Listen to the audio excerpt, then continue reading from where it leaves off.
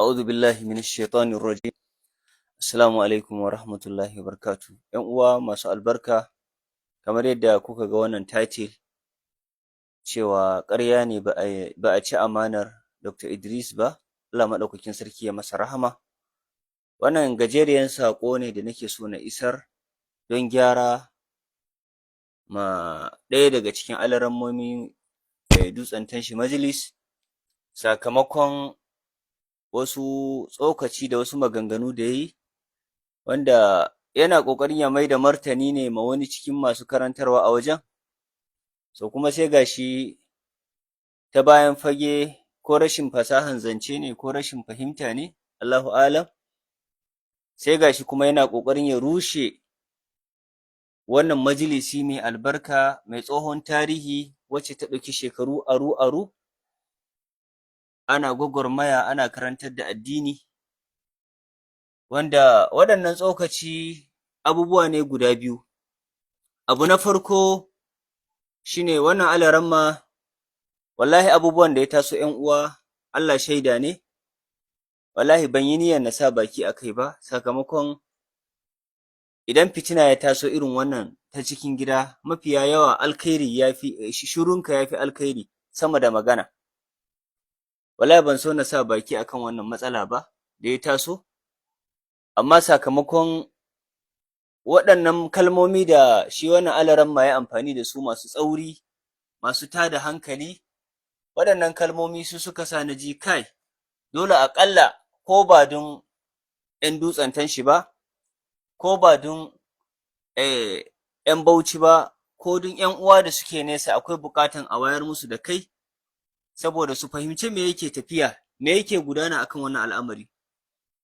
‘Yan uwa dan yi tsokaci ne akan abubuwa guda biyu. Abu na farko, wannan alaramma ya fito ya zargi waɗannan dattawa da shugabannin wannan majalisi da malamanta gaba ɗaya da cewa sun naɗa kansu ta hanyar jagoranci da sunan magana rabon gado, sun ɗale saboda wani manufa ta duniya. Sannan ya zarge su da cin amana, sannan ya zarge su har ma ya kama sunan wasu daga ciki kamar Professor Dalha, Allah maɗaukakin sarki ya ƙara masa lafiya. So waɗannan abubuwa ta zama ta ɗaya kenan, ta biyu da yi kenan jiya ko yau, to zama da yi wancan kuma mulahazan da nake so na yi a kanta shine danganta ƙungiyanci da ƙungiya da ƙungiyanci wa Dutsen Tanshi. Wannan kalma zalunci ne, wannan kalma rashin adalci ne, idan ka yi ne don ka rushe wani, ba wani ka rushe ba, wallahi Dutsen Tanshi gaba ɗaya ka rushe. Don haka waɗannan kalmomi da aran ma yi amfani da su, Allahu alam ban sani ba ko yaranta ne, ko rashin ƙwarewa wajen iya magana ne, gaskiya maganganun ba su da daɗin ji. Su zan ɗauke su gaba bayan gaba. Gaba ta farko shine abin da ya shafi ƙungiyar Dutsen Tanshi. Idan ka ce Dutsen Tanshi ƙungiya ce, wanda shi wanda ya kafa wannan waje, ko ka ce ana ƙungiyanci, ana ƙungiyancin da ya fi na ƙungiyar Izala, idan haka ka faɗa, to gaskiyan magana ka ci amanan Dr. Idris kuma ka zalunce shi. Wallahi Dr. Idris ya rasu, ya yi shekara sama da 30 na da'awa yana rusa ƙungiya, baya sha'awan abin da yake alakanta shi da ƙungiya. Har ya rasu waɗannan dattawa daga cikinsu akwai waɗanda ma fahimtar su ƙungiya bid'a ne. Ba abin da suka tsana kamar ƙungiya, maganan ƙungiyanci, so suke musulmi su haɗu gaba ɗaya waje ɗaya, su yi addini tsintsiya maɗaurin ki ɗaya. Amma ka zo ka dangana ma waɗannan dattawa bayan Allah, ka danganta musu ƙungiya. Menene wai saboda wani cikin masu karantarwa wai yayi kuskure ko yana kuskure? Abin da nake so na haska maka shine yadda zaka gane cewa ba ƙungiya bane. Yadda wannan kake gani yana kuskure, mutane nawa ne suka fito suka yi magana akan kuskuren da yayi? Malam Suleiman Manzo ya fito ya huɗuba akai. Malam Aliyu ya fito ya yi magana akai. Wasu da yawa sun fito sun yi magana. Kana ganin idan ƙungiya ne ɗan cikinsu ya yi wani ɓarna, kana ganin da fito a yi magana akai? Kuma sai ka zargi Dutsen Tanshi da ƙungiyanci da ƙungiya? Subhanallah.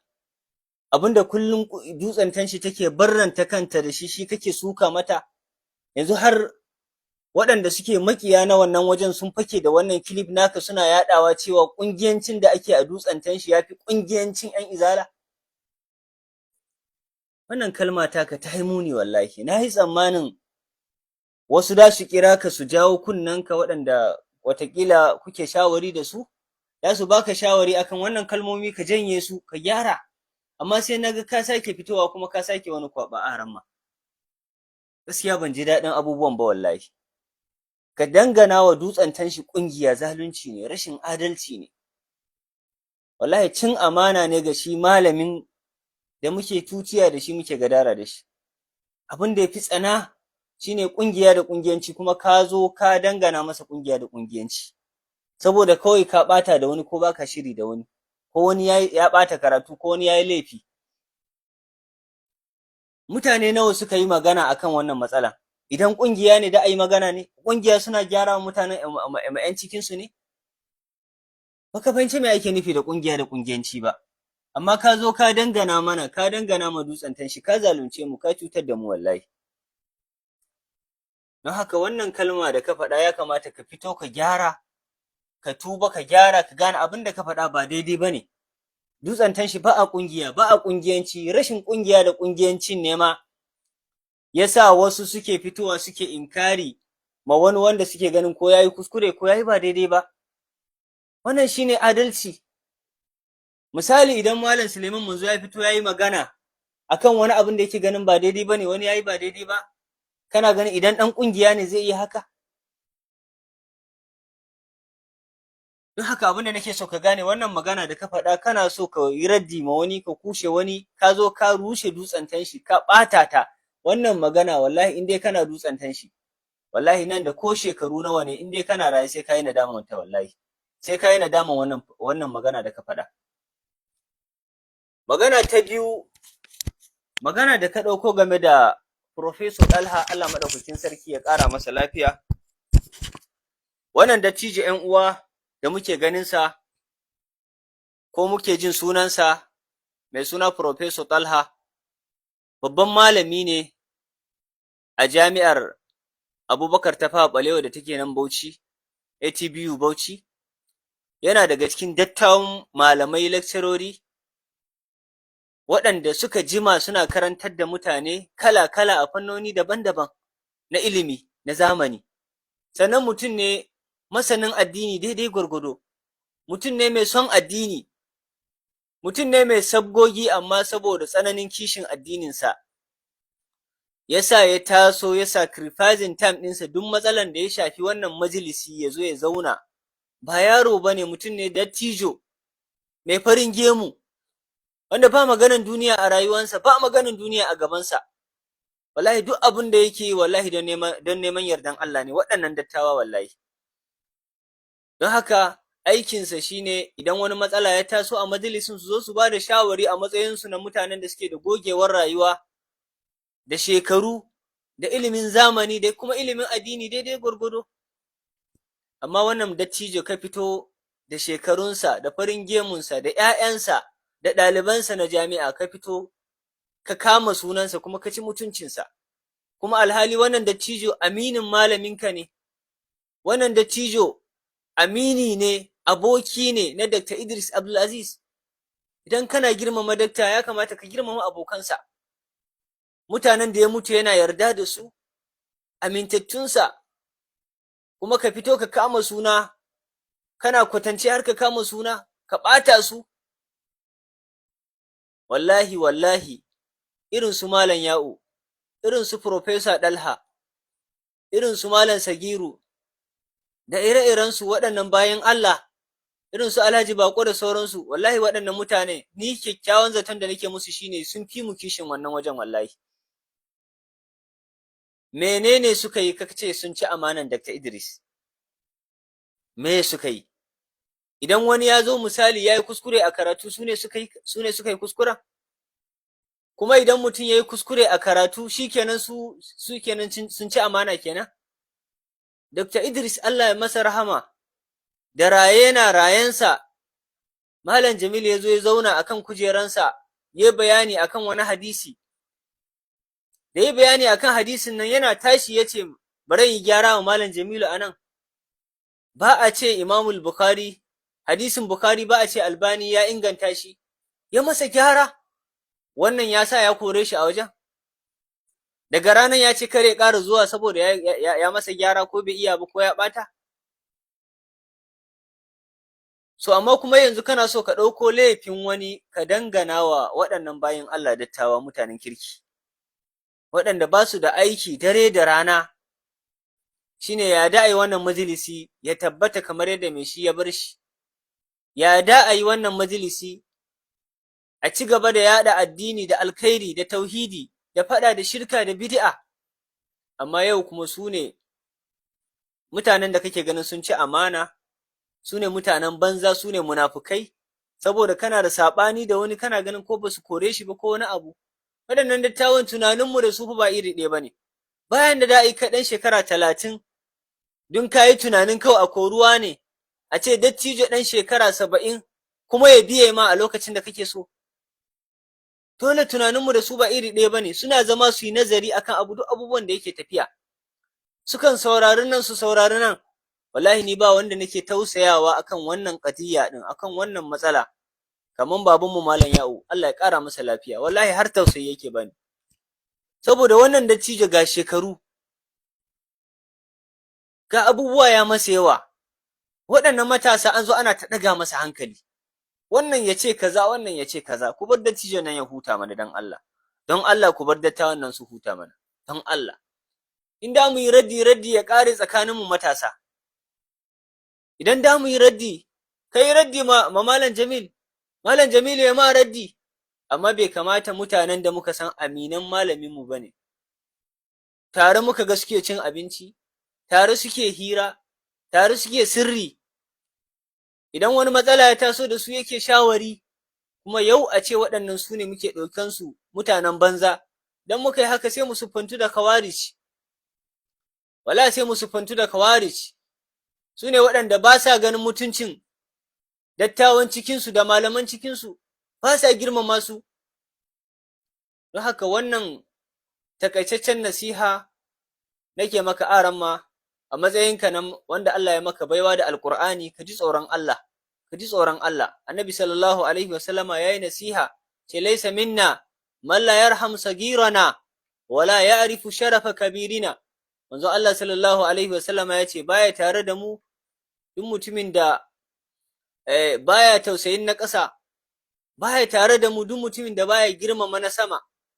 Don haka wannan abin da kake ka kama sunan Profesa Ɗalha, dattijo, ɗan wajen shekara 70, duk da ban san shekarunsa ba, amma a ido, in ka gan shi da ka ce ya kai shekara 70, mutumin da yake da iyali da zuriya, abokin malaminka, malami a jami'a ta Bauchi wanda ɗalibansu suna nan dubbai, suna ganinsa da mutunci.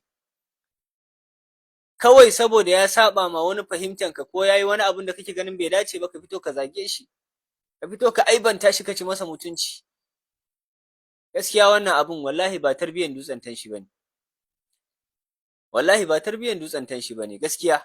Wallahi mu ba mu san cewa wani zai daga ido ya ga wani dattijo a cikin mu ya iya masa wannan abun ba. Wallahi na yi tsamanin duk abin da muke yi mu matasa a tsakaninmu da ya kare. Amma abun a ce har ya fara hawa kan dattawanmu. Kaga yau an yi ma Profesa Ɗalha, kaga gobe za a yi ma Malam Ya'u kenan, jibi a yi wa Malam Sagiru. Shikenan su yi fishi mu fusata su ransu ya ɓaci, su haƙura su ce sun bar mana wajen, mu lalata wajen mu kashe wajen. Na rantse da Allah, na rantse da Allahn da raina yake hannunsa, idan waɗannan dattawan duk ran da suka cire hannunsu a dutsen tanshi, suka ce sun bar mu matasa, mu da mu riƙe dutsen tanshi, to na rantse da Allah dutsen tanshi ko sati 2 ba za ta yi ba, da ta mutu. Wallahi da ta mutu. Saboda mafiya yawan mu son zuciyarmu muke karewa, wallahi son zuciya ne. Wallahi waɗannan dattawan su suke saita mu, wallahi sun fi mu ikilasi, daidai gwargwado, ikilasi ba a ganin sa a fili, amma wallahi alamu yana nuna sun fi mu tsoron Allah, kuma sun fi mu kishin wannan wajen wallahi. An ba haka ba ya da a yi, dattawa kaman waɗannan waɗanda suka rayu sama da shekara, yanzu Professor Dalha me da aka bashi, me yake nema a dutsen tanshi don Allah? Don Allah idan Professor Dalha ya zo dutsen tanshi me zai samu in ba addini ba? Me zai samu a duniya? Me da aka bashi?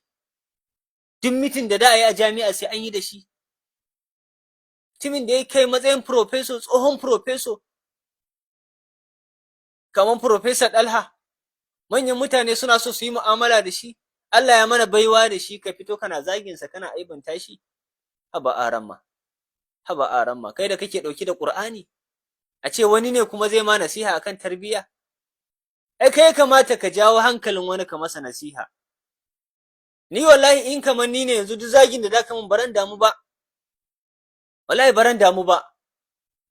Amma ni wallahi zagin waɗannan dattawa ko cin mutuncin su yafi mun zafi wallahi. Wallahi yafi ɗaga mun hankali.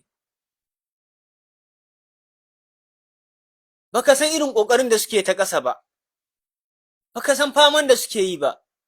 Baka san abubuwan da suke akan wani al'amari ba. Amma ka zo kana zagin su har kana kama misali, kana kama sunan Professor Dalha, waya ma laifi, ka ci mutuncinsa.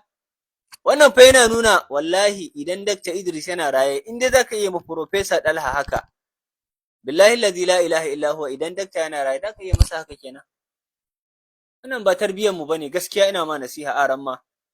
Ina kira da ka ji tsoron Allah ka fito media yadda kai wannan cin mutunci ma Professor Dalha da dattawan dutsen tanshi, ka ji tsoron Allah ka fito media ka ba su haƙuri ka janye wannan kalmomi da ka yi. In ba haka ba, ina tsoron kar haƙƙinsu wallahi ya kama ka, kar haƙƙin Professor Dalha ya kama ka. Kira na gaba shine su dattawan dutsen tanshi. Wallahi abubuwan da ya faru a cikin kwanakin nan kun tabbatar mana cewa ku dattawa ne na gaskiya, kuma ku mutanen kirki ne. Abubuwa ya taso kala-kala amma kun tsaya kuna ta nazari kuna ta bin abubuwa a hankali. Don haka ina ƙara ba ku haƙuri don Allah, ku ɗauki wannan al'amari a matsayin jarabawa, kar wannan abun ya kashe muku gwiwa, don na ji wasu daga cikinsu sun fara ce ma, ko ma su fita ne su haƙura da wannan al'amarin, saboda abun ya fara yawa. Don Allah kar wannan abun ya kashe muku gwiwa, yadda Sayyidina Abubakar bayan rasuwan Annabi sallallahu alaihi wasallama ya ci gaba da jagorancin musulunci da da'awa da faɗa da shirka da masu ridda da waɗanda suka hana zakka duka a lokaci guda, ƙalubale ya haɗu masa da irin shekarun Abubakar, Allah ya ƙara masa yadda ya tsaya ya jajirce. Don Allah baba malam ya ku yi haƙuri, ku jajirce, ku ci gaba da haƙuri har Allah ya kawo mana ƙarshen wannan al'amari. Don Allah Professor Dalha, don Allah Alhaji Shehu Barau, don Allah Alhaji Baƙo Wunti, Malam Yahaya da ire-irenku su injiniya, don Allah ku yi haƙuri, ku doge akan wannan al'amari da ya taso, ku doge ku tsaya kuma ku yi don Allah. Wannan al'amari ku tsaya ku ga ƙarshensa, don Allah kar ranku ya ɓaci ku yi fishi ku fita cikin wannan al'amari. Duk lokacin da aka bar matasa su ne da su jagoranci al'amura, wallahi abubuwa da su lalace. Wallahi muna da rauni, in dai mu matasa ne da a bar mu, wallahi muna da son zuciya mafiya yawan mu, wallahi za mu lalata wajen. Don haka ku tsaya iya ƙoƙarin da kuke yi. In wani dai fito ce kun ci amana ko ya zage ku ko ya walakanta ku, don Allah ku yi haƙuri. Wannan shine nasiha da nake da kuma jan hankali da aranma da kuma iyayenmu dattawa da su doge su yi haƙuri. Wannan jarabawa Allah ya kawo mana ƙarshensa, Allah maɗaukakin sarki ya sa mu ci wannan jarabawa, wannan fitina da ya taso, ya Allah duk wanda yake ƙullo wannan fitina da wani manufa don rushe wannan majalisi, Allah ka shirye shi, in ba mai shirya ba ne Allah ka mana maganinsa. Wanda kuma yana yi don kishi ne na majalisi ɗin, ya yi kuskure, Allah ka datar da shi, ka fahimtar da shi. Allah maɗaukakin sarki ya zaunar mana da wannan majalisi lafiya, Allah ya kawo mana ƙarshen wannan jarabawa. Subhanakallahumma bihamdik, ashhadu an la